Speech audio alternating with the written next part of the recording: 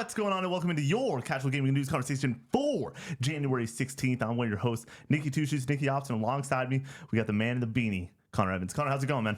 Doing good. Another week in the books. Excited to go into this weekend with more playoff football happening. Nervous, though, for that Patriots-Texans game. Did you guys hear that Nico Collins is out? Oh. Yeah, here's the thing.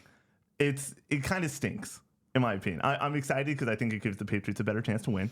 But also, I think that you haven't beaten a team at full strength or a good team is still going to be the narrative. And honestly, Connor, I love that. Yeah, but the Texans' offense isn't what scares me. It's their defense. Yeah. So that doesn't really change that much. My thing is, I think the Patriots will be able to put up 20 points on that defense. I think like 20, like 2 touchdowns, 2 field goals. Mm-hmm. I don't think the Texans are going to be able to put up 20 points on the Pats. Yeah, that's right. So it's going to be a fun one for sure. I am very excited for this upcoming week of video games and just like getting back fully into the swing of things. But Connor, what I'm not excited about is Chicken Little.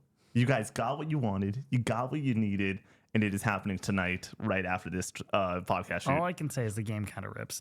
I played the first mission last night, and I was having a blast. The worst part is you've already gotten one of these moments with Brady this year with the co-op championship, where it's just you two dunking on me, just beating me down. And then we play a little game called Super Mario Bros. Wii. We're 2 weeks into that.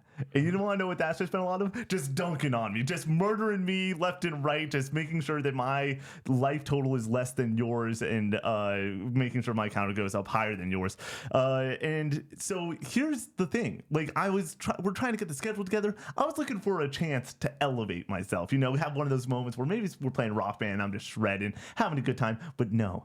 You guys have to go and make Chicken Little be the first freaking stream for bonus stream this year. And Brother, it's just going to be... you make the schedule. I know. You cannot put that on us. We talked through the schedule and everything, but no, it's going to be a very fun night tonight. I'm very excited. A little bit of a adult sleepover vibes. We're getting some pizza beforehand. Mm-hmm. We're going to just be playing the game.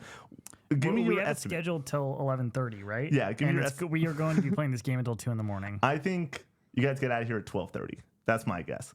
I think you get out of here at 12:30, a full 6-hour stream. Because the game's like 4.5 to 5 hours. Yeah, but we're going to mess around in the multiplayer mini games for at least an hour apiece. I know. At that point, here's the thing. I have not beaten Animal Well, but if we can find a way for me to speedrun Animal Well the next 30 minutes during this show, okay, I'll just challenge Brady in one of those mini games. But then again, he's definitely got an advantage. This guy's definitely played a lot of Chicken Little mini games growing up. Maybe. I don't know. All right, let's just get straight into it, Con. Let's hop into the housekeeping. Patreon.com/co-op64. You can get this show 3 days early. You can get the Casual Gaming Conversation 3 days early and a bonus episode of the Casual Gaming Conversation each and every week. We got a fun one coming up with the Control spoiler cast. Connor's beating that game. Brady's getting there. I'm getting there. We're very, very excited about playing that. I'm like 40% of the way through. No, you're cooked. I mean, I have literally you're all tomorrow. Have some late nights, yeah. I have all tomorrow and all Sunday to play. We don't have like. If you don't do side missions, that game's pretty short. Yeah, you can rip through it. Did you get to a few of the side missions and everything? Not last night. No, I played some Valorant and folded some laundry. Nice. That's the Connor special right there. And then for bonus pod, we just posted grading your top 5 games. Those are always very fun. Check out our Metacritic predictions for every game in 2026. I think that's one of the best pods we've done in the new year, and just in general over on bonus pod. And if you sign up right now, you have like 50 hours of a back catalog. So go check that out. At the next tier up, you can write into this show. You can write into the Casual Gaming Conversation, and you get Recollecting Retro and the Co-op 64 podcast each and every month. And then obviously the write-ins are weekly. At the highest tier, you can go and get become the 4th topic on the Co-op 64 podcast, and you get your name read at the end of each and every podcast we do here at Co-op 64. Twitch streams. We will be beating new Super Mario Bros. This Monday. Do we beat that game by 10 o'clock on Monday? Yes. I'm nervous. We're cruising, dude. We're cruising, but apparently World 8 is 1, hard. It's like actually somewhat difficult. And 2, you're still on a murder spree, Connor. You're just going crazy. I feel confident that I can finish the levels. Yeah, someone played the clip of Connor like just falling off the side, just randomly without jumping. Great moments. Anyways, I think that we'll beat this game at 10:15. I think it'll become like 10 or 9:45. We'll have a couple levels left, and we're just gonna start ripping power ups, just like stars and propeller caps to get through it. Tuesdays and Thursdays, I'm continuing Chrono Trigger. I'm about 50% of the way through that game apparently. Nice. This game's really good. Master Diz in the chat was like, what we've been playing after you beat Chrono Trigger is going to be an all-time one. And I think I can confirm it's going to be an all-time what we've been playing. That game's really special. And on Wednesdays, Connor Souls continues. Connor, how are you feeling about some Dark Souls? I'm having a lot of fun. Dying a lot, but learning, getting further. I'm not nowhere near where I was when I left off last time with Orange Scene and Smo, but I don't know, making good progress. Getting through it. And then over on that's what all we got for Twitch streams. Reminder, we're gonna have bonus streams, all that stuff continuing throughout this month and throughout the rest of the year. It's gonna be a ton of fun. Get excited because it basically every weekend or every couple weekends we're gonna have something on the weekend. Which reminds me, join the Discord because this upcoming weekend, Sunday, let me do the quick math, Sunday the 25th, it's fight night, baby. Super Smash Bros. Ultimate. Come in, hang out. It's going to be a great time. We're going to be posting a form on Sunday to go and be the bracket. If you want to play, let me know what you want to play. And then a 1 through 5 on how guaranteed you are to be there. We also have a movie night this weekend on Sunday. Yep. So if you're listening to this on Patreon, you can still join up for that. We're watching WALL-E. That's going to be so much fun. 6:30 in the Discord. I will be missing that because I need to go and lock in and unlock all the Super Smash Bros. Characters and beat Control this weekend. I got a lot of fun this weekend. It's going to be a great time. But WALL-E's going to be a great time. You're not going to want to miss it. Connor, when are we going to get Speed Racer to be the movie night? I've had a hankering. Have you seen the people watching IMAX release that it recently came out in? So sick. Join the Discord so you can be part of things like Fight Night. Also just talk about video games, sports, music, all that good stuff with us. It's a great time. Merch, Cope64store.com. You can get cool merchandise like the sweatshirt Connor is wearing, and mugs and t-shirts and a bunch of other fun stuff. Review us over on Apple Podcasts and hop into the comment section. If we mess up anything during the show, we can set the record straight on the next episode of this podcast. Connor, ready to hop in? Let's do it. Headline: Forza Horizon 6 release date may have been revealed early by an in-game ad. This is Chris Scullion over at BGC. Quote, the release date for Forza Horizon 6 may have been revealed early by an alleged in-game ad. If legitimate, the announcement says the premium edition of the game will give players early access, allowing them to play, quote, play 4 days early starting May 15th, end quote, implying a general release date of May 19th. Sources have told VGC this is the correct release window. The ad also says players who pre-order the game will get, quote, a pre-tuned and exclusive Ferrari J50 in Forza Horizon 6, end quote. Connor, the first domino has dropped in the Xbox lineup. First and foremost, do you believe in this date? Yeah. Yeah, I do too. I think that this is kind of money in the bank.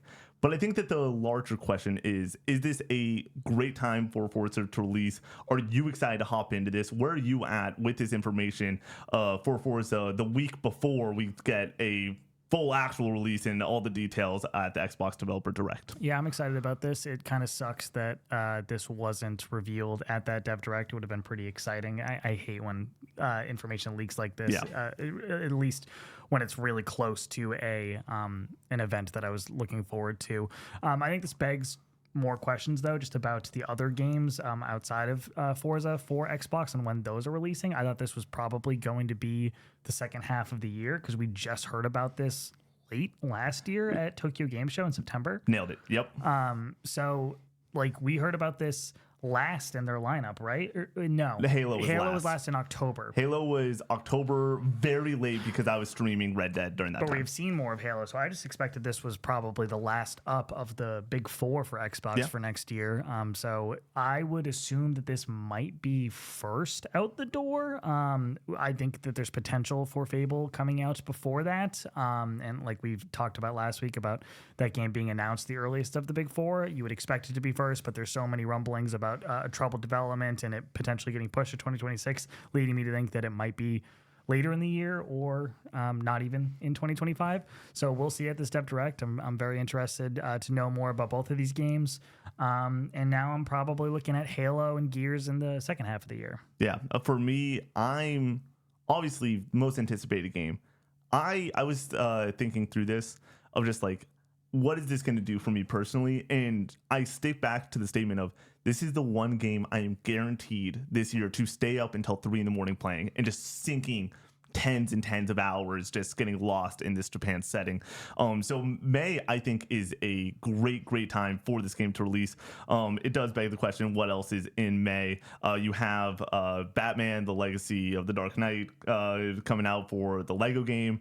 You also have 007. Saros was April 30th. Yes. Right? So it's pretty close. And then also Invincible Versus is also late April 30th. So it's coming out at a relatively good time. May is, as of right now, completely wide open, except for 007 and Batman, and then Saros and Invincible and Pragmata are late April. I think that this is like the perfect time for it. I also think that this game, we talk about the fact that no matter what, it's going to get an audience, right? Like it's going to get the racing game people in. It's also broad enough to potentially pull in a few more people that just like understand it's a great game, have Game Pass, all that stuff. I think that the release time actually does matter for a game like this, though, because if there's anything else to play, like anything else, single player people, multiplayer people, they're going to go and play that other thing if they're not into racing games. But as of right now, if this comes out on May 19th, May 15th for early access, I could easily see people that like are in our community, for example, that aren't normally racing game people, hear me not shut the hell up about it and be like, you want to know what? I'm going to give this one a try. We're talking about the sequel to IGN's Game of the Year. We're talking about the sequel to one of the best reviewed games in 2021. I think that like this is a complete moment of hop in, let's do it. This is the moment for this team. Yeah, I like the idea of hopping into this game. I like the idea of becoming a racing game fan. I just can see myself getting distracted by other releases around this May 15th date. We don't know about other games in this window, but I assume there will be other games to play in May than Forza. I mean, you and I were literally just talking off camera a little bit about like how stoked we are to have Dev Direct and most likely a State of Play and a Nintendo Direct, probably all in the next 45 days. But I would say that's pretty money in the bank. And so you assume that there's going to be one or two more games that release in May. But if this holds, if it's Saros on April 30th, right?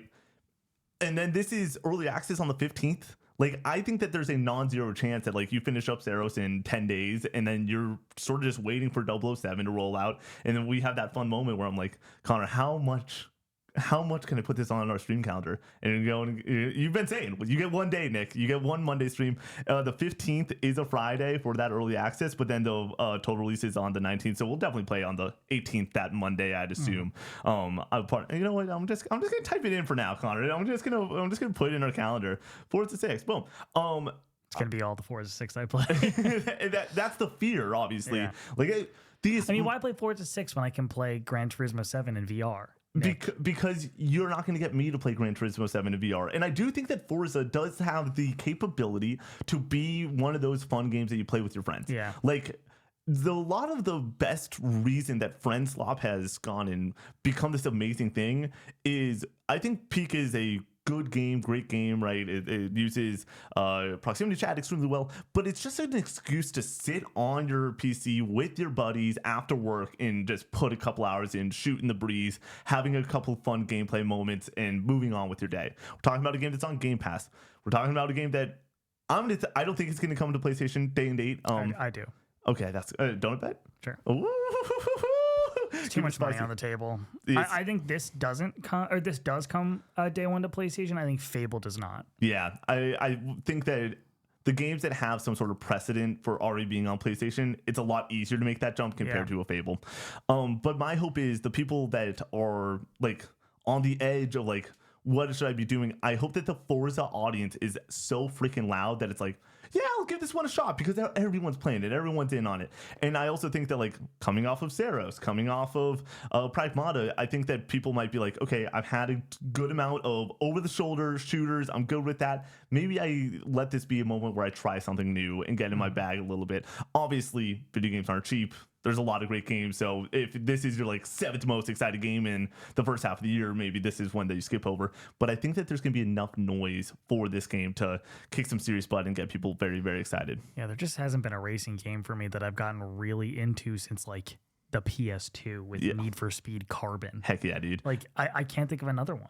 It's not your genre. Like that's like you being like, when was the last time you got really into a fighting game? You know, I booted up Midnight Club 3 dub edition on the PSP, and I was like, I'm bored. Like I played for like an hour and I was falling asleep. This game will go and do numbers for you if the festival experience, like the Forza Festival, the set piece moments, are rock solid, which I expect them to be awesome. They always are awesome. Yeah, I have some memories of those moments in Forza Horizon 5, and I was like, this is cool. Yeah. And even that game, I played like 2 hours of, and I was like, I respect this. I understand what it's going for. I just am not really feeling it right now. The thing is, though, if you and I are looking for like just something to play together, like this is something that it's not that I'm gonna force you to play it with me, but like I'm gonna be there playing it. And the question is, will it be a moment where Connor goes back to the PSP to play P3 Portable for hour 35 to 38, or is this gonna be a time where you go and hop in and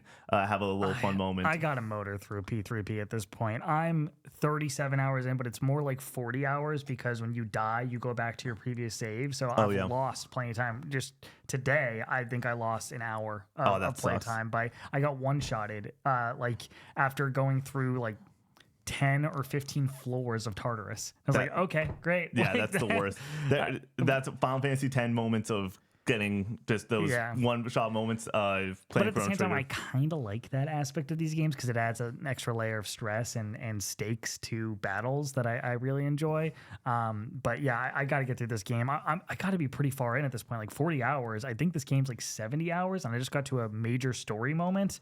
I've been playing this game since October. I think I want to move on to something else. Yeah. So I want to hop in on this Fable conversation because I think that this is the last show we're going to shoot before the Dev Direct. I assume Friday's podcast is going to be grading the Dev Direct. So if you're somebody that we get comments all the time where we talk too much about PlayStation, we talk too much about Xbox, we talk too much about Nintendo. Like we get those, then we also get the inverse every now and then. We don't talk enough PlayStation, we don't talk enough Xbox, we don't talk enough Nintendo. It's going to be 3 weeks of Xbox, it seems, because this is obviously leading us story number 1 again, with another Xbox story. My assumption for Fable at this point, I was a lot keener on it being first half of the year because I thought that Forza might be that August date and everything, and this might be the first half blockbuster. I'm now way more in line that this is a September, August, down the line type of game. But I will go back. At the same time, it could be April. Like it could. I would say my confidence with this date did lower just because one of the early months time slots are now gone away. This is going to sound really dumb. There's just not enough months in the year for them to release Fable a month or two after Forza here, and then also stack up Gears and Halo before GTA because November and December are off limits. I don't know, like they're going to be releasing a game like every month. It's going to feel like. Yeah, well, that's the Xbox's goal has been for a long time, is getting something out the door each month. And this isn't even bringing in Clockwork Revolution into the mix. And what if State of Decay 3 releases this year? Could they have a release like 6 months out of the year potentially? I think they could. Also, you are forgetting a big easy one is we're gonna get the next Call of Duty game, and that does it's another Xbox Studios game October, that they like to for sure. There's no way it's November. Let's bring in JQP, who's talking a little bit about this with their predictions. I want to give my predictions for the 4 big Xbox games this year. First, Fable will release in March. This was originally a 2025 release that got delayed. It's showing up at the developer direct next week, so I think we get a deep dive of the game with a release date in March. I think this is very possible. I think it's possible. I don't think it's likely, but it's possible. At the last direct, we got games shown to us that came out in March and April, right? So I could see it. We saw March, April, May. It was all early. I feel like if you're going to be at the Dev Direct your first half of the year. Yeah, well, Dev Directs in the past have been throughout the entire year of things. We like Indiana Jones. We saw it at Dev Direct in 2024. That was also the announcement, though. Yeah, that was the first time Fable is like.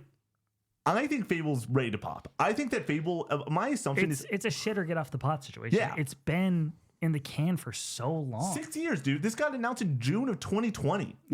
That's nuts. At the Xbox Series showcase. Yeah, the announcement of... Well, we had already gotten the console announced, but this was like their first showing of next-gen games. And that was the the one more thing. Yeah. And it's like, man, how far into development were they at that point? Oh, that was a common work for Playground You games think so? type of thing. It must be. But I remember around that time, there was conversations about how this is a worst kept secret situation. Yeah. That it had been in development for a while, or at least there was conversations about it. Maybe they were just in pre-production at that time. We also got to toss out the fact that they did release, that got announced. Forza Horizon 5 came out in 2021, so they were still like, there was people at Playground working on Forza Horizon 5, making sure that game gets out there and fully published. The fact that they're doubling up this year kind of does show.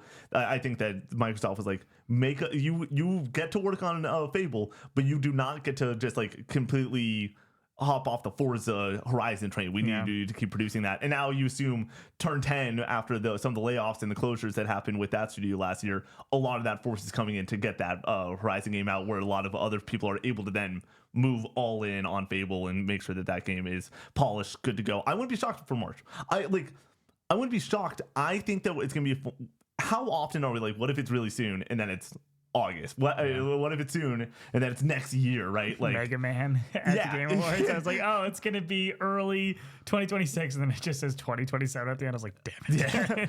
Yeah. So I don't think March is out of the realm of possibilities. I'm going to keep reading from JKP. Second, obviously, Forza Horizon 6 will release in May. Before the release date for Forza leaked, I had Fable in April, Forza in June. So this release date still lines up with my thinking.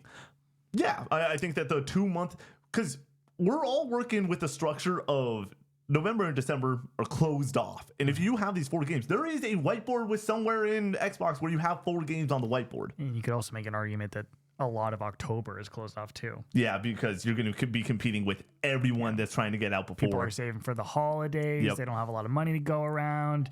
We don't know how much GTA 6 is going to cost. It's not a guarantee that it's going to be $70 or $80. Like, I think there was conversations going around about it being $100. I think that would be reasonable. I think it would be reasonable. I think a large part of the conversations that were happening about it being $100 is the conversation of you can charge $100 for it. I don't think that it was set in the world of Rockstar is internally talking about it being $100. Yeah, but even if it is $70 or $80, people who are buying GTA 6 don't buy a lot of games. Yeah. I mean, there are people who buy a lot of games who are going to buy GTA 6, but GTA 6 is kind of an all-in for people who buy 1 game a year, 2 games a year, save their money for those games. That's going to be the game they're waiting for to drop that cash on. So they're not. You don't want to release around that, even if it's October. Continue on with JQP. Third, Gears of War E-Day will release in August. Gears of War Reloaded came out in August of last year, so I could see Xbox just releasing this next game in the same window. I just want to finish him out because these last 2 go together. Lastly, Halo Campaign Evolved will release on the anniversary of Xbox and Halo on November 15th. I know GTA 6 is a couple days later, but this is just a remake of the campaign, so I don't think GTA 6 will really affect it. The people who want to play it will play it, and the game will still be around after the hype for GTA 6 dies down. Here's the thing, JKP, I respect you. This writing's awesome. That last bit, you can't release a video game 2 days before or 3 days before GTA 6. You can't do it, dude. Like, trust me, I think that they do we're doing the same month of the release of the Xbox for the anniversary, the same month, and you do it November 1st. You do it 2 weeks beforehand, and that is just enough to get everyone in for one last fun game before it. I still think that's risky. I think a lot of what he says here is pretty valid. I do think the people who are excited for Halo Campaign Evolved are going to be excited no matter what and probably get it at some point. Yeah. But if you want more people to get it, you don't want to put it out next to GTA 6. You're just setting it up to fail. I think... How big is the blast zone on the front end of GTA 6? The front yeah, end? The front end. My number's been 3 weeks. Mid-October. Yeah, 3 weeks-ish. Late October, you said? Yeah. Yeah, so 3 to 4 weeks. I think that if you really want to not have consumers be like, we are right next to GTA 6, I think a month before. If you're October 14th or 17th or around there, nobody's like looking at their purchase of Halo and being like, some people will, because it is still close enough, but I think a majority of people will be like, I'm gonna pick up Halo. This is gonna suffice me until we get to GTA 6 on the gaming side of things. Satiate. Satiate, thank you. Until we get to GTA 6 and we can have a fun moment with friends. But the hard part is this is a small experience. How long do you think, with the 3 extra missions, if it is just campaign, people are playing this game? I do not remember how long Halo Combat Evolved I think it's like 9 hours. Something like that. Sounds right. 8 or 9 hours. So 12 hours? I'm going to say with the sprint that's in this game to allow you to move around a little bit faster, I think we're talking 10 hours. And it's like, if it's a 10-hour thing, that's a 1 week thing. You could release it last week of October and be kind of fine. But if I am on the marketing team of this game, I'm telling all of Xbox, I'm like, if I'm marketing Xbox's games for this year, I think I'm saying, if possible, hey, Fable, you're out first half of the year, June or sooner. Just get it out. And then Gears, I would like you to be late July. I would like you to be in the grounded slot of last year. And then Halo, like you said, like I think that if I'm them, you have plans of a Halo. I think that Halo, we are not going to know a Halo date. They're going to hold it until September of next year. I think that is going to go and say holiday 2025 for so freaking long, and just hoping that GTA 6 gets delayed. And if it doesn't get delayed and we know that's coming out on that date and everything, I think they're going to have the moment being like, it's out October, but they're going to want to hold out as long as they can with that date. I think any prediction for Xbox's catalog for 2026 is totally valid. I don't think anybody really knows other than obviously Forza now. But I think that because we've seen more Halo than any of these other games, and we've seen basically none of Gears. Yeah. And it's been over a year since we saw Gears.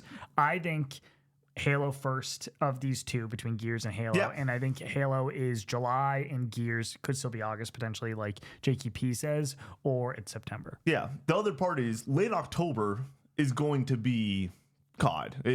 Money in the Bank, that COD is coming out in October. This is something that, like, it's not late October. It would be early October 8th. Yeah, right? Let me get the date right. I think October 6th, October 8th, something like that. Game come out. BS7 released on November 14th. BS6. Oh no! I know. Hit me with BS6. BS6 released October 25th. Yeah, later than that. So I think that there's a good chance that it releases around that time. I don't think that they care. Like, if Black Ops not Black Ops, Call of Duty is the exact same as Forza. They aren't looking at those games as like games that are going to eat up other players sort of deal. You want to release them not like on the same day, but I think that every few weeks. You look at their October last year with Keeper and Ninja Gaiden and just going through, and then Outer Worlds 2 to close out October. All those games were out in the span of a month. I don't think that they care too much about like going on top of each other unless they are these massive mountain moving titles. You don't want to put Gears and Halo out in the same 3 weeks, I would say. It's the same 4 weeks. You want people to have some time to let those games breathe. But my last thing that I want to come in here, as we've continued on with the Fable discussion in the past week and a half with Metacritic predictions and this show, I just want to reiterate, I'm very excited to see Fable. I think it's going to be awesome. And I really hope that we all leave that presentation and just go and be like, Fable, you're now top. It's in my top 5 most anticipated games this year. I don't know if you saw that on stream. I was like, pulled up the video. It's above Marvel Tokon and Saros and a lot of the games I'm stoked for, just because the idea of what this game can be and what I think Playground's going to do is going to be freaking awesome. I've seen a few GIFs online this week of just the last trailer that they put out, and I'm like, man, this game is gorgeous. Like, really impressive graphically, at the very least. So I'm excited to maybe get lost in this world. Yeah, it's going to be awesome. Headline: The God of War TV show casts a surprising Ragnarok vet as Kratos. This is Michael McWhorter from Polygon. Quote, there's a new God of War. Amazon Prime's video confirmed Wednesday that Ryan Hurst, best known for his roles in Sons of Anarchy and The Walking Dead, will portray Kratos in the upcoming live-action adaptation of the PlayStation game God of War, which has already been confirmed for 2-season order at the streaming service. God of War fans definitely know Hurst's work. He portrayed Norse god Thor in 2020's God of War Ragnarok. Hurst was nominated for a BAFTA award for his performance in the game. No other casting was announced, so the actors behind Atreus, Mimira, Freya, and the rest are still unknown. We did get a actress for Sif today. Oh, interesting. I didn't see that. I want to just bring in... I want to go first on this one. I think that this is arguably the best video game actor announcement ever. You're winning on a bunch of fronts. One, I did see a clip of Sons of Anarchy like 3 days before this was announced, and I was like, "Oh, this show seems pretty good." Like, everyone in here has like solid chops. It's FX, right, where that show was made, I believe. I'm like, yeah, this is gonna work like from an acting side. But how often do we talk about the fact where it's like, man, you want to bring in somebody that knows games, you like somebody that is like a video game voice actor, is part of that world and everything. They're bringing in somebody from God of War Ragnarok. Yeah, but this guy has no creative control over this. You can look at Henry Cavill in The Witcher, the biggest Witcher nerd on the planet, and it went sideways even with him being a part of the project. I'm not saying that this is going to be better because it's Ryan Hurst. I just think that casting-wise, they did a good job pulling him in out of all the people that they could potentially pull in. Obviously, Christopher Judge, legendary. Like, he turned down the role. I want to say there was word of that where like he like was like, don't even consider me, please. So like and he's an older guy at this point. I believe he's late 50s, early 60s. I mean, Kratos in the Norse saga is older. Yeah, that's true. But he's not like, that's true, late 50s. Yeah, that would make sense. I think from look, I think from tone, I think that this works though as a casting. I know that you're not a big adaptation guy just in general. We will be doing Fall Season 2 review over on Bonus Pod in a few weeks. I mean, I think he looks the part, but I, generally speaking, don't think you need to look the part. You don't need to look like the original character to give a good performance for these adaptations, but I guess it helps, certainly. I think Amazon is a good home for God of War. It seems like they care about their video game adaptations and do a pretty good job with them. If Fallout is any is a good example there.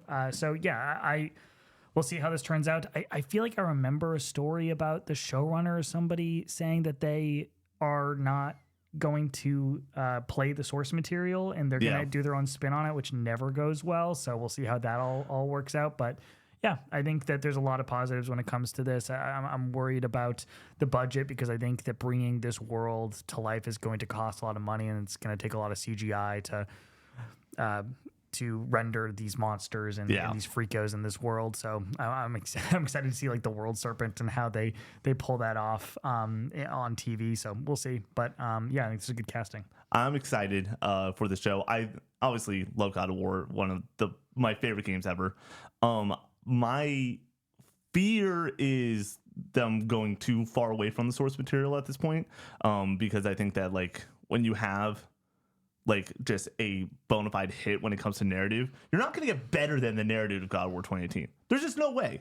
Actually, I will say like The Last of Us took a couple swings in that season 1, and episode 3 is a different type of version of a story that's in The Last of Us Part 1. It's probably the best episode in that season. So if they go and try to do something like that to like just like pull in different characters, maybe flesh out Brock and Sindri a little bit more or some other of these side characters, I could see it working. But we're talking a 2-season order. If I'm them, I would really try to stick closer to the story because with video game adaptations, you're always taking that risk of you stick too close to the story, and but it's not exact, and the people that love the video game are like, just play the video game at that point, or you go and mix it up, and it's like that's a bold thing to do when you have a story as good as God of War 2018. You can mix it up and do what Fallout is doing and tell a unique story in that universe. You just have to pay respect to the universe that you're pulling from. And if you're not going to play the game, I think that is a bad call. Yeah. All right, we got a fun little double header headline for you, some Ubisoft stories. Headline, is the Prince of Persia, The Sands of Time remake about to shadow drop? This is Andrew Heighton at Insider Gaming. Quote, the Prince of Persia, The Sands of Time remake has been in the pipeline for years from Ubisoft, but reports suggest that The Sands of Time could be running out on its release date, courtesy of a shadow drop. A shadow drop never goes amiss. Last year's Oblivion remaster shadow drop drama was absolute cinema. When the moment came for Bethesda to drop one of the greatest RPGs ever onto all of our laps at a moment's notice, the world lost its mind. The long-awaited Prince of Persia: The Sands of Time remake isn't quite on that level, but it would be incredible if Ubisoft dropped a late Christmas present. Insider Gaming cannot confirm or deny the existence of a Prince of Persia: The Sands of Time remake shadow drop happening imminently, but it would line up with the report belief of a mid-January 2026 release. End quote. Connor, this is one we've talked about so freaking much when it comes to Ubisoft's year. Like Ubisoft is always a major player in like the year of gaming, whether it's like one major release like an Assassin's Creed Shadow or it is a couple smaller things. This is the first domino to drop. Do you believe that this is going to be a shadow drop? Yeah, I mean, all the rumblings point in that direction. I think that this game has been stewing for a long time. been in development hell, was with a different studio, as I understand it, was almost out the door, and they pulled it back because it wasn't to the level of quality that they were looking for, and now it's I guess ready for prime time. And I think shadow drops, as they mention in this story, generally go pretty well. If you look at last year with Obsidian, one of the best-selling games of the year, with Oblivion rather, one of the best-selling games of the year. So I would imagine that's maybe not as big as Oblivion, but I would imagine it would do pretty well. I'm gonna say it. I believe it. Dev Direct. I think it's there. Because I think that we will get the one more like side cart type of thing that is Xbox first party. I think it's Double Fine or it's Obsidian shown back up, as we talked about last week.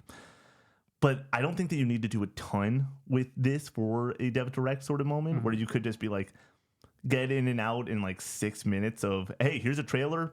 This is what this is going to be. It's out today. Go. Like, I think that would be, and they love a shadow drop at these Dev Directs. They for sure do. And then I also think that gives potentially, when we talk about Xbox's year, we mentioned Fable being early. If there is another game, say it's Double Fine, and Double Fine has a game coming out in March, then Fable can come out in August or September, and that's totally much more acceptable of the timeline of Xbox first party. But like, if you can line up a shadow drop, I think you want to do it. And I think that Xbox Dev Direct, if you are Xbox and you don't have a shadow drop good to go, it's like, okay, who can we phone? Like, who can we call up? And they have a relationship with Ubisoft, with Xbox Game Pass and the classics Ubisoft library that's there. I think that there's a chance that we get it there.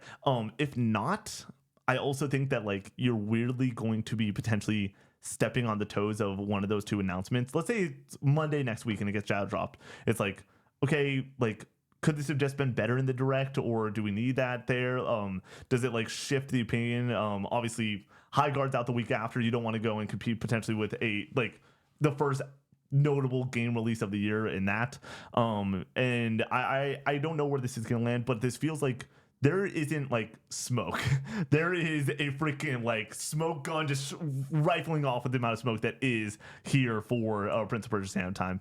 Are you excited for this? Like, do you think that this is going to be good? I mean, I haven't played the original, so I wouldn't say that I'm personally stoked about it, but this might be a good opportunity for me to finally jump in. I think that I would prefer to play the original version of it first. I like to do that when it comes to remakes. I just don't know if I'm going to have the time to do so, but I'm excited for the people who are probably going to be excited about this because this is one of the most beloved games of all time and one of the highest reviewed games of all time. So freaking high. Bringing in Cannon Fodder Games.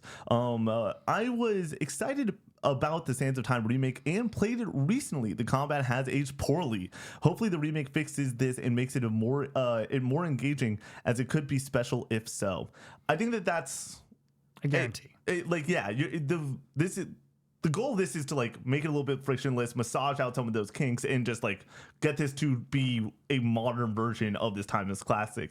I'm the exact opposite of you. Like I always play the remake, like I always want it to be a more pristine new version, because if there's a better version of it, let me just play the better version, especially if it is Ubisoft making it still, right? So I'm excited about this. I would say this is a fun one. We didn't do hype meter for a game like this because when we do hype meter at the start of each month, we only do the release games that are slated and dated. Give me a hype number for Connor with Sands of Time remake before we close out this story. 7? I don't want to be a poser because I'm not a Prince of Persia guy. The only Prince of Persia I've played is The Lost Crown. Yeah, same. So. I'm going to say 5. Like, this is one I would give a shot, but I don't think I would beat potentially. So I might get caught up in the hype and just hop into the remake. You did it with Oblivion. It would not shock me if you went and were like, screw it. I do not think I would have played Oblivion had I not played Skyrim earlier that year and been pretty into it. That's fair. Headline: Ubisoft re-uploads Assassin's Creed Black Flag soundtrack as remake announcement looms. This is Tom Henderson over at Insider Gaming. Quote: the official Ubisoft music account has begun to re-upload all of the soundtracks from the original Assassin's Creed Black Flag, as rumors of a remake continue to swirl. As of the time of writing, 18 soundtracks from the original game have been uploaded to Ubisoft Music, with other videos across Ubisoft's YouTube channels being added and hidden to playlists. The move has caused a flurry of speculation online, suggesting that Ubisoft is gearing up to announce the hotly anticipated Black Flag remake, dubbed Assassin's Creed Black Flag Resynced. First reported by Insider Gaming, the Black Flag remake under the codename Obsidian has been in development for some time and is scheduled to be released by the end of this fiscal year, ending March 31st, 2026. I was thinking about this on the ride over. Is there any potential for a Ubisoft Forward event in January? I like this. Because they seem to have a lot stacking up right now when it comes to Assassin's Creed games just in general. Yeah. Like apparently they have a lot in the works for that franchise. The Witch game is somewhere out there. Yeah. The Salem one that they announced forever and ago. there's like a mobile game too or something. Okay. And then you have Sands of Time. And then they just talked about The Division for Division the first time 3. in a very long time. And there's also rumors about like a port or like a remaster of the first Division. Yep. Bringing it over to PS5 and Xbox Series. Like, could they just Connor, do a lot? Let's also bring down the night vision goggles. Where's Splinter Cell at? Yeah. Like with that, I think that you could totally get away with doing. And they a didn't Ubisoft do Forward. one in the summer, right? Yep, smartly, I would say. I think that if this is sort of what they had, the marketing, Ubisoft Forwards in general suck. Yeah. They're not good. But if we see all of what we just talked about, that's a really good showing. Totally. And I think that you could go and do a good 30 minutes on this, where you go and do 10 minutes of, or you could do 15 minutes on Black Flag and then put that out like a month later. If there was an Ubisoft Forward announced 2 weeks from now, let's just say like the 25th-ish, or no, that's a weekend date, the 27th, 28th, right? And they want to go and shadow drop Prince of Persia. You do 15 minutes on Assassin's Creed Black Flag. That's coming out mid-March. And then you go and do a fun one more thing. And then you bring in what's happening with like some of their smaller properties and everything. Maybe it is, hey, here's a Division update. Hey, here's a mobile thing. Yeah, I think that I would be there for it. I would be seated 100%. I think that could be super sick to go and have a fun little extra showcase. Because we talked about it. You got the Direct. You got I want to bring this in. Could we see some of these games at not Dev Direct, but like A State of Play. State of Play or a Nintendo Direct. I think a Nintendo Direct Assassin's Creed Black Flag remake, if you're able to run it, which you'd think it would be able to. We just got Shadows on Switch 2. Yeah, like they got a relationship with Ubisoft. The dev kits are over there, with that whole story. I wouldn't be shocked if it is like, if you want to talk about big third-party announcements for Switch 2, obviously Resident Evil 9 coming to Switch 2. Like, that is a big heavy hitter, day and date. If you want to do, like, another big heavy hitter, I think that would be pretty nails to show up at a Direct like that. Like, we talked about on the predictions episode for CGC, me not being excited about Nintendo's year. I did forget about Duskbloods, where it's like, Duskbloods hits. Maybe this year for Nintendo is them showing, hey, we're going to have great first-party support with Fire Emblem and Pokemon and all these other small titles, Yoshi. But third-party is going to show up too, and we're going to have Resident Evil, and we're going to have Assassin's Creed, and we're going to have the Duskbloods, and just like really fire on all cylinders in a way that can be not just uplifted by their amazing first-party output that we all expect. That'd be sick. A little bit of a sad one. Headline: Meta shuts 3 VR studios and lays off hundreds of devs as it pivots from virtual reality and the metaverse to AI. This is Vicky Blake from IGN. Quote, Meta is laying off around 10% of staff at its Reality Labs division as part of sweeping cuts set to affect more than 1,000 people. This includes the closure of a number of VR-first studios, such as Twisted Pixel, the studio behind Deadpool VR, Resident Evil 4 VR developer Armature Studios, and Asgard's Wrath maker Senzaru Games. According to Bloomberg, the cuts come as Meta pivots away from the metaverse towards AI, phones, and wearable tech. The cut comes just over 4 years after Facebook changed its name to Meta and went big on virtual reality and the metaverse. Letters reportedly went out yesterday, Tuesday, January 13th, morning, and developers from the impacted studios shared their shock on social media throughout the day. End quote. Connor, this, as always, sucks. We talked about it all the time with layoffs, that this is always brutal. This one for you, though, like, you just got into VR. Like, this is a space that you've been super diving into. Where do you think this leads the future of VR and everything? Like, obviously, and what these studios might potentially get picked up by. Are they going to potentially do more VR work, or are they going to have to be in the normal video game ecosystem after these layoffs? Yeah. First and foremost, I'm a bit of a novice when it comes to the VR space. Like you said, I just recently got into it, but I have been listening to PSVR Without Parole, their podcast, and getting a lot more information on the space from there. So everything that I'm about to say comes from that podcast for the most part.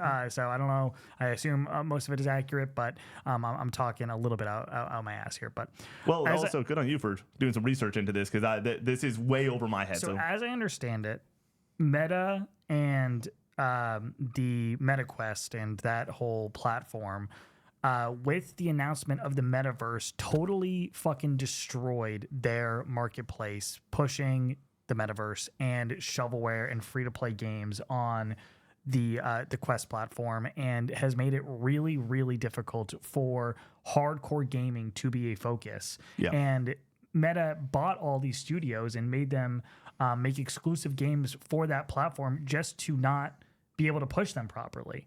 And games like Deadpool and Asgard's Wrath are considered better VR games, really solid VR games, but just did not seemingly get this massive audience or move the needle for the Quest in a way that they had hoped. And Meta isn't in the business of making a few $1 million on hardcore gaming. They're in the business of making billions of dollars with the metaverse was their hope. But anybody with half a brain could have looked at the metaverse and said that that's not going to fucking work. That was so stupid. And now with their pivot to AI, they're looking to make it big. They're not looking to make a little bit of money on gaming. And that's what VR is. It's a niche product for, in my opinion, best suited for hardcore gaming. And that was the focus for a long time. And then when Meta kind of got into the space and kind of completely destroyed it with making it more casual, making it more about the metaverse, and taking the focus away for what I think it makes VR really special is these high fidelity, interesting, immersive experiences. And these studios made a lot of those games, but they just weren't at home in the meta space. And hopefully they land on their feet and are able to go make more VR games and bring them to Steam VR or PC VR with the new Steam Frame coming out soon, and bring some of these games to PSVR 2, because people on PSVR 2 do buy games. Like they sell decently well. If you have a PSVR 2 and are actively using it, it's a good place to release your game because people are interested and constantly looking for new stuff over there.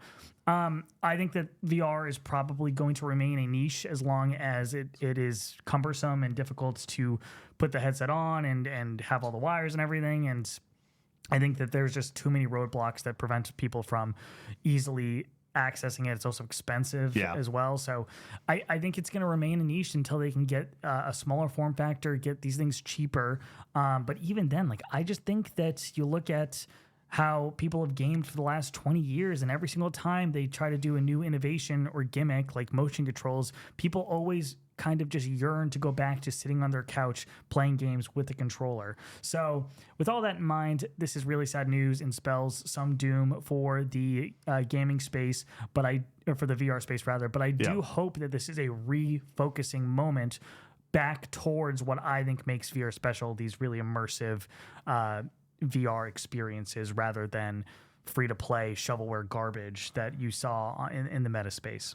This is actually funny. I was like, this is all completely over my head. I actually did a senior year project about the metaverse when it came to the marketing of that, and had to study it for like 2 weeks. And it was really funny when it was a class taught by 2 professors, and they came to me and my group, and they're like, what do you want to do? And we're like, let's do something video game related. And they're like, you have to do the metaverse. Like, that is something that like we're interested in and we want to hear about. And so I was like, I guess we're doing that. And it was really funny. I could tell that the professors were wanting me and this team to be like, why is it going to work? Like, how is their marketing going to end up like doing well, whether it is like allowing people to go and study and try. And literally I went up there and I was like, this is not going to work. You think people are going to strap on a headset to sit in a virtual space with these cartoonish avatars to do like business meetings and stuff? It's like, that's not going to fucking happen. Like, and so it was just a 10-minute presentation of like, this is why it's not going to work, and this is all the examples. And I feel very similar about the metaverse as I do with AI. Like, I don't see it working.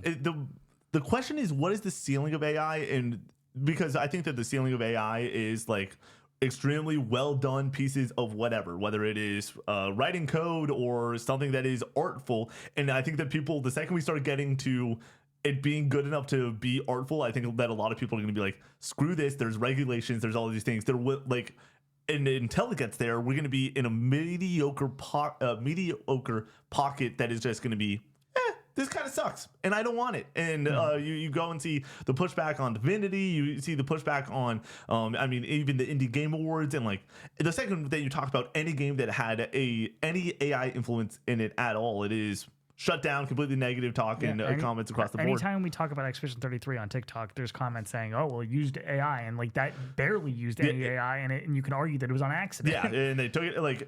It's such a new thing. I'm more in the boat of like trying to give grace, where it's like everyone's trying to figure out what this new future with AI is going to be. But I do think that the future is going to be, there is a bubble, it's going to pop. And I think that people that are thinking that this is going to be the next gold rush is exactly what people thought NFTs were going to be. People thought that the metaverse was going to be. People thought that these new tech spaces are going to be.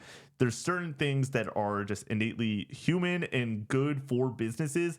And I don't think that anyone with AI as a focus, sure, it's going to allow you to make some shortcuts, but at the end of the day, I don't think that this is going to be worthwhile to go all in. And I will say that if this is the death of VR, and that VR is going to probably slowly but assuredly die, I am still glad that I bought my headset. Yeah. I think for $300 with the back catalog that is on PSVR 2 and the indie developers still bringing games to that platform, they could never release another game on it after 2026, and I would still have stuff to play, I think, for the next 10 years. There's so much that I'm interested in PSVR 2. Yeah, I'm stoked. I when it comes to the idea that now some of these teams hopefully can be moved on to interesting, more like, this is the exact project we're going after. Maybe there's some creative strands that are no longer there from Meta, and they're able to just do what they need to do. And these are powerhouses, too. Yeah. These are like some of the best developers in the VR business, and now they hopefully are going to be able to make games that are going to be appreciated by the audience that probably should be appreciating them in the first place, hardcore gamers. Yeah. Because they're making games for hardcore gamers. And they're putting it out in a place where those games aren't appreciated at all. My hope and prayer for all this, especially just getting back to the layoffs aspect, is we are on this desk in like 2 weeks. Hey, this team is actually being hired by whether it be PlayStation or a different VR, like Valve with their new headset. Like, I hope that some people are like, we're going to Valve and we're making Half-Life Alyx 2, and it's gonna be freaking awesome. And this is for VR gaming. I'm gonna buy a Steam frame because I want to support VR in general, and this seems to be just another push for it, which I want to support anybody pushing into this space and keeping it alive, because I do think it's interesting, and I know that it's niche and it's not going to be for everybody, but I really like it. And Sony isn't giving up on it. Like, they'll do it quietly, but they paid for and went after Microsoft Flight Sim 2024. That would not be happening if Sony didn't bust down that door and say, hey, can you make this happen? I don't think that Microsoft was like, we need to squeeze out an extra few users they're like, we're done with this product. I think Sony wanted something to be extra to go and have their headset be more propped up. And I'm very curious to see if this actually works. I don't think it will, but shout out to PSVR with Uproll and their initiative to be kind, but also push towards getting more games over onto the platform, like Resident Evil 9. You can go to the Resident Evil 9 or Resident Evil showcase. Tons of comments. Hey, really? I would pay for a VR version, because the VR version for 8 and 4 both free and paid for by PlayStation, though. That's why those happened. So if you look at the numbers for Resident Evil 4, 200,000 people played that in VR. Wow. If 200,000 people paid 20, 30, Personally, I would pay full price again for Resident Evil 9 to play it in VR. And I think a lot of people would be willing to pay $20, $30 for that VR version. That would pay probably the amount of money that PlayStation paid for those VR modes. I'm thinking, what, you said 200,000, right? $20, $4 million. I think you can imagine that you don't need that many people working on the VR mode to make this happen, especially with the first-person game and those systems there. Right, and also this will happen no matter what, because there's a mod on PC for all the Resident Evil games for RE Engine to be able to play them in VR. You can play RE2 and 3 in VR as well. And if that's the capability, Capcom, with this team that they have and the systems that they have in place, you'll flip a switch. VR, Yeah. it's happening, but I don't think that the dev times are going to be too costly, and they have a team capable to make that in VR with it already being first person. Yeah, shout out to like community trying to make this happen. I hope it works for them. And I will say the comments all very respectful, very kind, just being like, I would pay for this. I'm really excited about this. Would really like to play this in VR, and we'll see if it works. But I'm not crossing my fingers. But just one more time, I'm not holding my breath. I really do hope that these teams find a nice home and everything. That's always the goal. A healthy video game. Sanzaru, makers of Sly Cooper 4. Fun fact. Shout out. Allegedly, according to Big Mac, a top 2 Sly Cooper game. Top 2, not 1. I think he might actually have it at 1. Oh, interesting. So top 2, not 2. Yeah. There you go. Headline, final actual full headline of the day. New Hellblade that's more of a game reportedly in the works. Ninja Theory no longer working on Project Mara. This is Tom Phillips from IGN. Quote, Xbox studio Ninja Theory is working on a third major Hellblade game, a new report has suggested, this time with more interactive elements. 2 Hellblade titles have released to date, featuring Celtic warrior Senua in battles against monsters and her own mental health. Both have been widely praised for visuals and story, though have also caught flack for prioritizing cinematography over gameplay. A new third Hellblade title in development at Ninja Theory will respond to that criticism by focusing on being more of a, quote, game, end quote, according to Windows Central editor Jez Corden, speaking on the Xbox 2 podcast. At the time, Corden said that Ninja Theory was no longer working on Project Mara, and, quote, experimental title, end quote, announced by Microsoft back in 2020, end quote. 2020? Yeah. So long ago. It's crazy. This is just 2020, 2 years ago, right? Yeah. It's funny. Jeez, 2026. Yeah. This is a fun one. Obviously, this is an interesting one, not a fun one. I don't want to see a game get canceled. But literally a week ago, it's like Ninja Theory could be Project Mara that's dropping for the bonus. I'm gonna be perfectly honest. I don't remember Project Mara getting announced. I don't know any information. I had to about look this it up an image of it. It's not that important. I really want to talk about Hellblade here. I think that the story here, the meat of it, is them going full force into Hellblade 3. Crazy, shocked by this. Here's my thing. I might be one of the biggest Hellblade defenders on the planet Earth. I think Hellblade 1 is awesome. Not the top 50 series, but when I started making the big board for the top 50 and really going through 8s and above for me, and that's an 8.5 for me, I was like, especially Hellblade 1. I think Hellblade 1's awesome. I really think that is a very unique game, and I highly recommend everyone play Hellblade 1 for some of the themes that it touches on with mental health, and I also think that the world and the puzzles in Hellblade 1 are pretty phenomenal, and it's still a very beautiful game. Hellblade 2, I think it's still more beautiful than Death Stranding 2. I went through that process. I think that it's 1A, 1B, it's fine. But I do think that it's the most beautiful game ever made. I think it uses sound better than any game ever. 8.5, I stick by that. But the big issue in that game is, 1, the puzzle's way too easy, not that fun, and 2, the combat is just not great. Yeah, when they say we're going to make this more of a game, I think the focus needs to be making it a better game than what is currently there, because it's not like, oh, throw more combat into the game and do more puzzles. It's like, okay, but the puzzles and the combat in this game are not good. Yeah. So you need to completely go back to the drawing board on what makes this game fun to experience and play, and change a lot. Here's the start. This is Nikki Two Shoes' ideal Hellblade game. First, you got to lose the lock on camera. You got to lose on the lock on camera for the enemies. You know what I'm talking about? Where you look, you either take one out, there's one behind you. I think that gameplay in Hellblade 1 better than Hellblade 2, by the way. I think that it's more forgiving and less cinematic, but it feels better. The parry feels better, all that stuff. I don't agree. I think it's a lateral move. Neither are great, by the way. Yeah. Just to clarify, I think the puzzles in 1 are definitively better than the puzzles in 2. The puzzles in 2, there was multiple moments where I'm like, this is either the easiest thing on the planet, or this just isn't that interesting, even visually, when it comes to some of the puzzle design. Anyways, first, lose a lock on camera. Second, I need to be able to take on more enemies than once. Third, I know it's going to drop some of the cinematic nature of it. The way that boss fights should be done in this game, or they are boss fights. Lean more into Soulsy action. Give me a freaking health bar. I know that goes against the artsy nature of Hellblade. You cannot do this again. If you do it a third time, I will be legitimately like pissed off. Is there still an audience for this? Is there still a big fan base for Hellblade? Because I felt like after the first one, there was like a vocal fan base. And after Hellblade 2, I felt like nobody talked about that game. Barely anybody played it. And I don't hear anybody talking about Hellblade as a franchise in general at this point. I feel like it killed any momentum, any hype for a potential third game. So it's just fascinating to me that they're working on a third one. Yeah, it did not. It was 37th in May of 2024 when it came out on sales. So like it was the 37th best-selling game on the release month. Game Pass definitely goes and lowers it. I think that you are right though that it's not a needle mover for Xbox anymore. I don't think that anyone is like stoked. Would it not be smarter for them to just do a new thing and kind of start fresh and be like, okay, this is our new franchise. Anybody can get into it. You're making a sequel to a game that not a lot of people play. Do you feel like you need to play the second one before you play the third one? Is that going to deter people? Like, I don't know. You know, here's something to toss out though. This game wins awards. Other Xbox games don't do that. Yeah. And like, it is.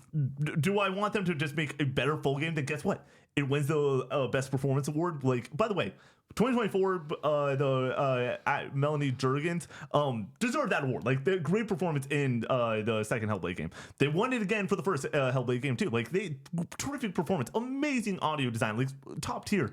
Xbox doesn't have games that win awards like basically at all. South of Midnight won a couple this past year at the Game Awards. Like, shout out, good stuff there. But like, I'm wanting a Hellblade that can go and do it all. Like, I think that they think that, hey, we have at least part of the puzzle like good to go.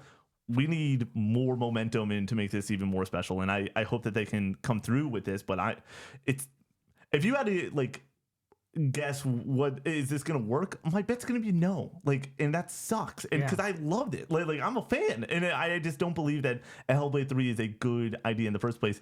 They need to completely like reframe what the goal of Hellblade is, and at that point, is it even Hellblade?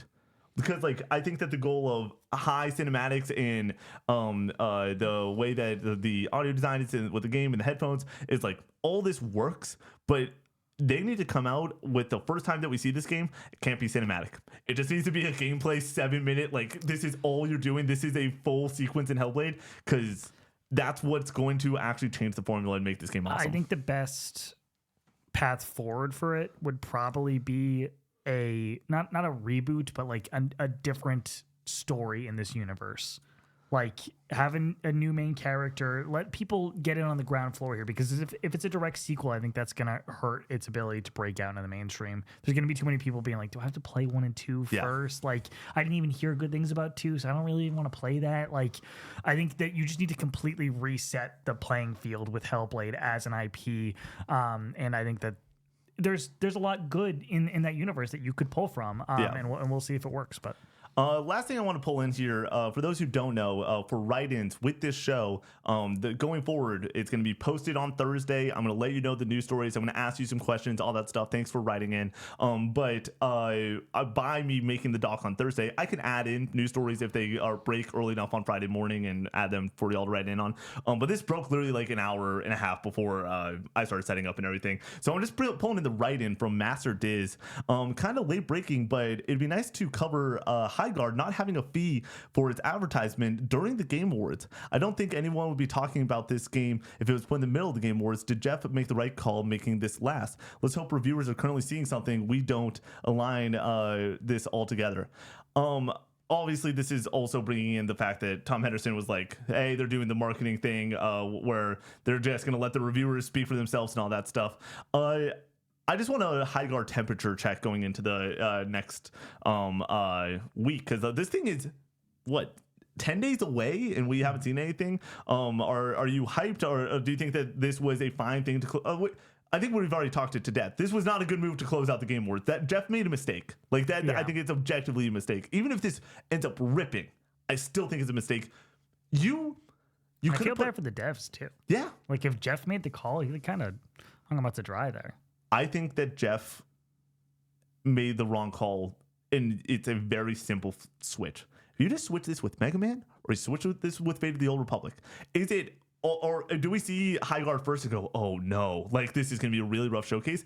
but then you leave with that good one more thing of Star Wars Face of the Old Republic, and we're like, oh, like losing our mind. You do that, I think we're chill. If you flip Mega Man and High Guard, guess what? At least we got a legacy thing to close it out. I think there's 10 other announcements during the Game Awards that would have been a better one more thing than High Guard. Yeah, so I think that Jeff messed up. But High Guard, hype. My question to you, and then we'll wrap this thing up. Do we play this game off stream? Do we? No. Do you? Yes. I'm pointing to you because, I'm probably going to put 10 hours into this. I'm probably going to review this game. It's sort of my mindset of, I think this is the first game on the year that I want to review and give a shot to. I haven't played it, no previews or anything like that, but I'm just generally excited to have a fun multiplayer game, especially with, like, this is a little bit of a side note. I didn't get the time to play Battlefield 6. I didn't get the time to play BO7 last year. Like, I didn't have the multiplayer moment that I did in 2024 with some Marvel Rivals love and with BO6. Like, I like these multiplayer games. I'm going to give it a shot for sure, but I'm very curious to see where this one lands. Connor, we got some Patreon names to read out. You can support this show over on patreon.com/coop64 at any tier. But if you are at the highest tier, you get your name read at the end of each and every podcast we do here at Coop64. And thank you so much for your support in the month of January. It's been amazing. We are so thankful. If you are signing up, by the way, this is we don't mention this enough, I would say. If you are signing up in the month of January at this highest tier, you are a February name. We read you off in February. We reset the names on the first of every single month. Just a nice little heads up there if you did sign up in the month of January. Shout out, though, to amazing members like Anthony C., Jake, Knights Echoes, Caleb B., J Bubba, Squidalicious, Sound X, Sound Hills X, Silent Hills X, Blake has a dog, Cash R, Chaboy Jake, Cood, Jakey P., Pagey, Pigeon Power, Tyler, Serge Ellis, Raincoat, Ooh Gracie, Chuzar, MG Dunbar, Mr. Munchies, Farmer Spud, Rocket Tater, Nofi, The Pro Dan, The Dankest Mike, Swampy Bits, Tristan C., Sconesy C, Aloha Alley, Scooterman, Dinkelberg Rules, Centuro, Hook'em Horns, Go Nash, Neutral Sphere, Eli, The Unusual, The Neutron Style, Easton C, Kingdom Hearts Rules, you get all the fun ones. Stooby Dooby Dooba, Crispy, DJ Zach B, Wooly, Jacob D, Big Mac, The Melnate, The Patty Cake, Bear Pog, Cowboy Jesus, Mega, Yogi, Damn, we're so back. Holden M, Shane O'Mac, Brock, Voodoo, Milky Sins, Reggie Ranks, Alex the Golden, Andrew H, Nathan R, Master Diz, Cannon Fodder Games, Only One Rufus, JMat B3, Snake, Ali Benali, Michael. and Kingdom Hearts Sucks. Thank you so much for joining us on this episode of the Casual Gaming News Conversation. We will see you in the next one. Peace out.